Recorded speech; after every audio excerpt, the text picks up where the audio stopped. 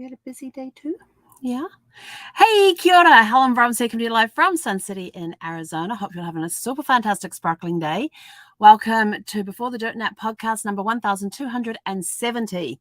Wipeout. Yes, we are coming on a little early tonight because we are both exhausted. Hey, Zeph, come here. Got to show you Zeffie. Somebody's been to the groomers today. Look how pretty she looks today. Hang on. No, that's okay. You can stay here. See how pretty she looks after. She's got her nails done.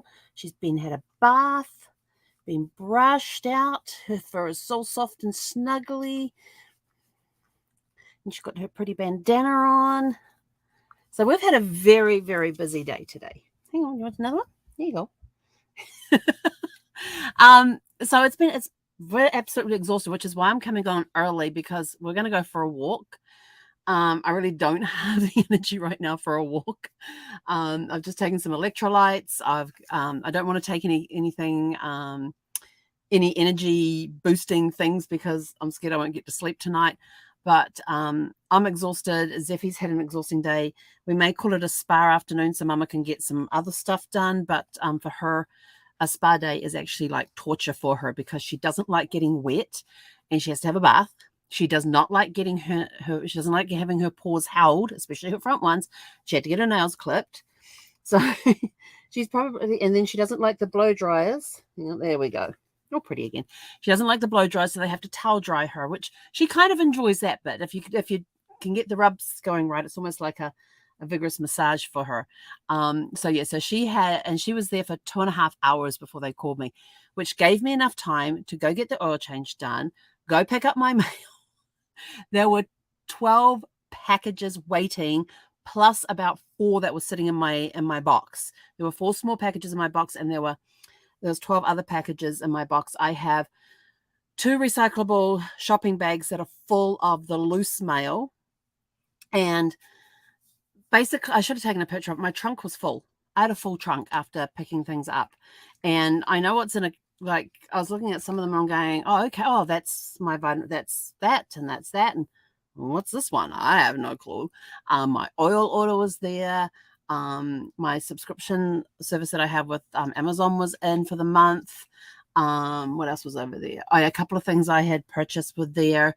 And so I'd actually taken in my pink wagon. And that was overflowing. It was overflowing. I had a bag slung over my shoulder with mail in it because I had nowhere in the wagon to put it. And then when we were going, when I was going back out to the car, I had to go down the curb, and so I'm holding on to the boxes that are stacked on top of each other, lowering the pink wagon into this big parking space that was empty next to my car, and wheeling it around the back, but had my hand there to stop all the boxes falling off. But this morning started off with some great Zoom calls that I had today. I had one person no show, but everybody else showed up.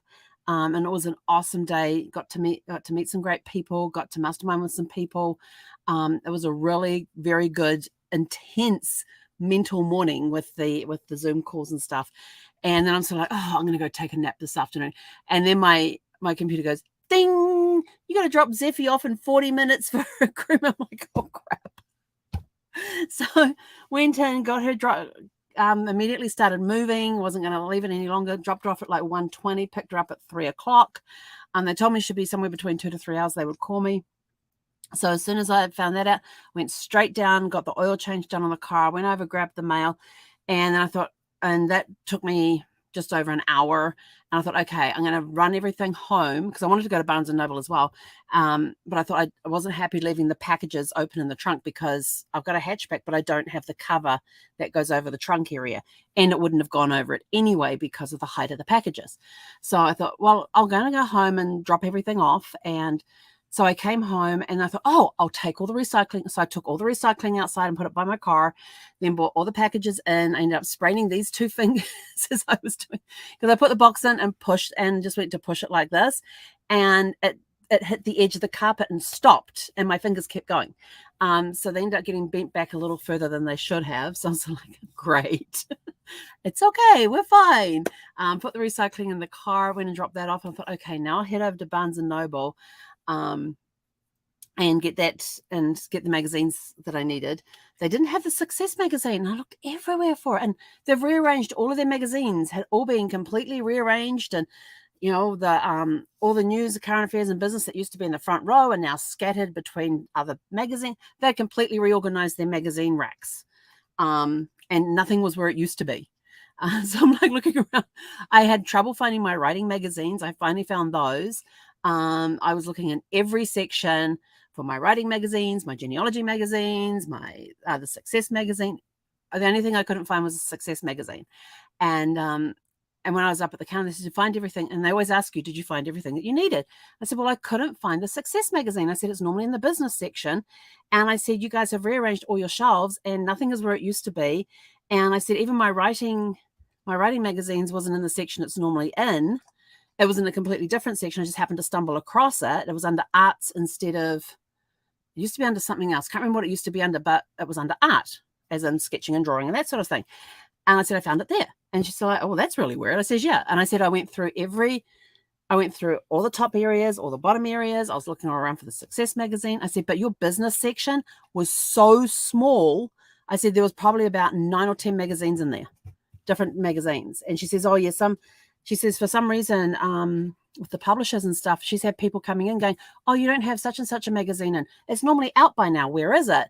And they have no answer because it hasn't been supplied to them, or either Barnes & Noble don't carry the magazine anymore, or for whatever reason, the publisher hasn't supplied it to the bookstore yet." So I'm sort of like, yeah, because this one should have been out for January. And I said, I didn't see it. And so she says, yeah, we're having a few problems with some of the magazines. And you could tell in some areas on the magazine racks that they had put, like in the lower racks, they'd put all the magazines on the very low ones. So you didn't, so if you bent down, you'd see the empty shelf. You had to bend down to see the empty shelves underneath. And I'm only 5'4". I had to bend down because usually I used to have to bend down to get the family tree magazines. Well, now they're like 3 rows down, up high. So I had to stand on tippy toes to grab the family tree magazine. So it was like it was a mess. But you know, I got the magazines that I wanted. Didn't get my Success magazine, and that's okay because I'll find it somewhere else that's got it. So that was good. And I had just finished grabbing my magazines when my phone rang to say that Zephyr was now ready. And I said, "That's fine." I said, "I'm over at Barnes and Noble right now," which is literally across the road. So there, PetSmart's in a shopping center on this side of the street. Barnes and Noble's in a shopping center on this side of the street. And I said, "I'm at Barnes and Noble. I'm just about to head over to the checkout and I'll be over as soon as I've done that." And they're like, "Great, fine." So I got over there, opened the door of the groomers, grabbed Zephy's bill, went and paid that, and then went back and got Zephy. And she couldn't wait to get out. She's trying to get out of there. She wouldn't even let me put her harness on. She wouldn't let me put her collar back on. She was just like, but what was really funny is that as I'm waiting for them to go and get Zephy out of the back, I look up and there was this gorgeous, absolutely beautiful Aussie Shepherd on a table being groomed, and it was nice and clean and fluffy, and it was just really, really pretty. And I looked at this Aussie Shepherd and I go, "You're a pretty shepherd." And its ears perked up and its whole body perked up, and it kept trying to get off the table to get to me because I had said it was pretty. And so the dog, and I had spoken to the dog, and the dog wanted to come over and say hi. And they had the collar on, which was held up here, so they couldn't really get off the table. And this poor dog's trying to get off the table. It's making the same noise that Zephy does, not barking, but making the same whining noises that Zephy does. And I was like, oh my gosh! But it was a stunning Aussie Shepherd. I mean, Aussie Shepherds are beautiful. This one was stunning. And I don't know if it was a purebred, if it had been bred for show or anything else, but it was a gorgeous, gorgeous, gorgeous. It's one of the prettiest shepherds I'd seen. And they said, "No, that's not your mum. You can't go over and see her." And I said, "I'm sorry." And they go, "What's the matter?" They said, "Why are you apologizing?" I said, "I told the dog she was pretty, and obviously she took it to heart and thought I was here to pick her up." That I would have taken that shepherd home with me. She was a pretty shepherd. I still would have taken Zephy home. So we got back, and so we stopped off and grabbed some Chick-fil-A on the way home because I was sort of like, by the time we got all Zephy's stuff sorted out and all that, I was sort of like, it's close enough to dinner time. And so we got home, we've had that, and I sat back and I was sort of like, I am so exhausted. All the running around, all the driving and everything else, making sure I was getting everything done before I had to pick Zephy up. And it's surprising how quick, especially when you're getting the oil change done and getting tires rotated, how long that takes. And I had just been beaten to Jiffy Lube by another car. So now I was third in line instead of second in line. Oh, just it was literally a few seconds. Like I had to do a left. I was turning left into, they had the 3 bays, and I had seen the furthest one was empty. I thought, yes, I thought they got an empty bay. So I pull into the drive thing. I go to swing in, and this pickup truck comes in and zooms in and goes in front of the empty one that I had seen from the intersection. I was like, darn it. So I swung in behind the only empty bay. Well, it wasn't empty because there was a car in there already that they were finishing up with. So I swung in behind that, and the guy comes out and says, oh, we've got 2 cars in front of you, so the wait's going to be about 30 to 40 minutes. I went, that's fine. But hey, thankfully on my phone, I have some of my online classes. So I was able to sit there, get things done, do some online education stuff, which just required reading, taking notes if I needed to. So I was able to sit there and do that. Their waiting room was stifling. It was hot.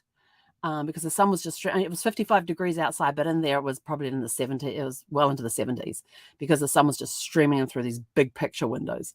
But finally got the car done, got the tire rotation done, and got out of there, and only just made it over to the mail place in time because they closed at 3:00. But I was at Jiffy Lube for probably like an hour and a half. And I made it over to the mail place, which was across the intersection. Diagonally from Jiffy Lube, and got there and got all that done and taken care of. And and on the way home we had to get gas for the car because a little fuel light came on. So well, I'll get it done. Then the car's completely taken care of for now. Tires are rotated. They've got air in them. The oil change has been done. The oil filter's been done. We're good for a few thousand miles. Well, a few hundred miles for the car for the gas, but. Yeah, and we got back home. We were like, wait, I haven't had an errand day like that in I don't know when. And so I was thinking, I'll be able to relax tomorrow. And then I walked in the bedroom and went, oh crap, got laundry to do. So we're going to go for our walk now and come back and collapse for the evening. We may even be in bed early. I know Zeffie's sort of like been sleeping when she's got, and she has a bark box to open as well. We will probably save that till tomorrow, just because since we got home, she hasn't even whined or anything else. But the first thing she jumps into the car and goes straight to her water bottle and just drink. And then she sat down for a bit. And then while we were waiting for the Chick-fil-A to be brought out, she's getting there, drink. We get home, drink. So, yeah, she's drunk half the water in the water bowl. So, very, very thirsty dog. And...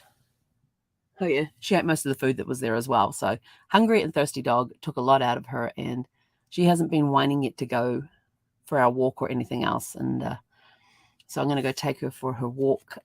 It's past our walk time, but she hasn't bothered me. Normally she's 5:00 on the nose. She's right here. She's whining, saying, come on, let's go.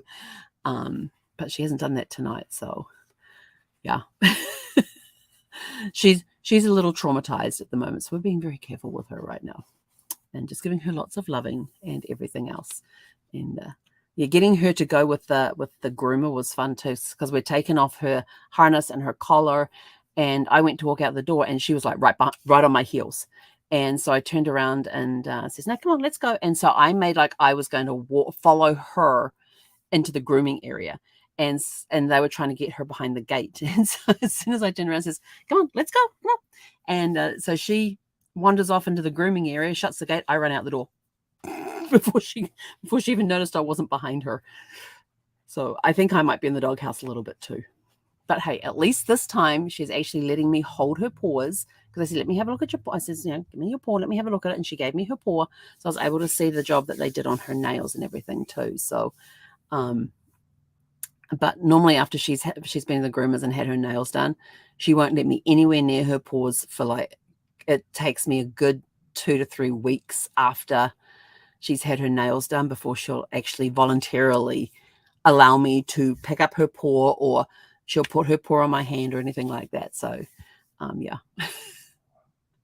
So what was your favorite thing that you got to do today? It was, what stuff did you get to do today that you said, I really enjoyed that? And I did enjoy getting the errands done. I really did. I enjoyed getting out there and having the list of stuff that I had to get out and do. It was really good to spend a day away from the RV, an afternoon away from the RV, and then to come in put the packages inside, grab the recycling, go get that taken care of, and just to go back out again. The running around and the traffic and everything else, yeah. I mean, I could drive for hours. The drive to California in the car is, I loved doing that the last time I got to do that in November. I'm looking forward to doing that in February as well when I go out for the cruise. But just running around doing errands was exhausting. I was like, man, I haven't gone out and run errands like this in a long time. And usually the only time I get a chance to do that is, especially if I know I'm going to be away for 2 to 3 hours or 4 hours or whatever, leaving Zeffie behind by herself for that length of time. So like, yeah. But the next time that so in February, she's going to be going to the dog sitters the day before I'm due to leave. So I'm thinking, well, that night, I'm going to be by myself for the night before I fly out the next day. So I might just take myself out for dinner. I don't know, but I will have the ability to do so if I want to, and get to do some things that I don't normally get to do because I have her with me. I know I won't be going to Barnes & Noble because when I fly, I have my routine. I get through security. My next stop is the newsstand, the bookstore, whatever, and I have to get a fictional paperback, usually a David Baldacci, James Patterson, Brad Thor type book. Brad Meltzer is another one. I like his books too. Getting one of those books to read, because for whatever reason I cannot read my Kindle when I'm flying. Don't know what it is, but I have to have a physical book, and it has to be a fiction book that I read when I'm flying. And since this is going to be a cross-country flight going from here to Tampa, and it will have a stopover. I think the stopover is in Dallas. I don't remember where my stopover is. I will have that paperback book, and I will probably have it finished by the time I get to Tampa. If I'm not finished it, I won't be far off from finishing it. And then it usually gets donated to some book exchange things somewhere along the way, or actually some of the airports belong to some book exchange thing where you take a book and you read it, and especially if it's got the little bookmark thingy in there, and then you can take it back to an airport newsstand that participates in the book exchange thing, and you can get how does it work? It's been a long time since I've done that, like a partial refund on it or something, and then they go on and resell it or something. Like there's some exchange swap thingy, refund thingy that they do with the books, so that it gets used again. But if I end up bringing it back, it'll just end up in the library here. That's a lot where a lot of my fictional paperbacks end up, is in the library here at the resort, because there's a lot of readers in this campground, and so I just get a book, go read a book, go drop it off. Oh, and I have to say too, happy Squirrel Appreciation Day, January 21st, Squirrel Appreciation Day. I love this day because then I get to thank speakers for all of the golden nuggets that they shower us with during squirrel moments. So in case some of you are wondering, why has she got a Squirrel Appreciation Day up there? It's because it is a chance to thank all the speakers that I have heard over the past year and thank them for the golden nuggets that they shower upon us during the squirrel moments. And if you don't know what a squirrel moment is, it's when they go off on a tangent. They're doing their presentation stuff, and they go off on these tangents and then come back to their main topic they're talking about. And then they take you off on another tangent and come back. And it's in those tangents where some of the best golden nuggets can be found. And so those are called squirrel moments. If you've ever seen the movie Up, you will know what a squirrel moment is. And if you haven't seen the movie Up, go watch it. It's a really cool movie, and you'll get the squirrel piece in there. But yeah, those are called squirrel moments, and I absolutely love squirrel moments because you get the best golden nuggets out of squirrel moments. So with that, have a super fantastic sparkling evening. I'm out of here. I got to find some energy to go for a walk. And I'm a little dehydrated because I didn't get a chance to drink much when I was out running around because I didn't take a water bottle with me, which was a big mistake.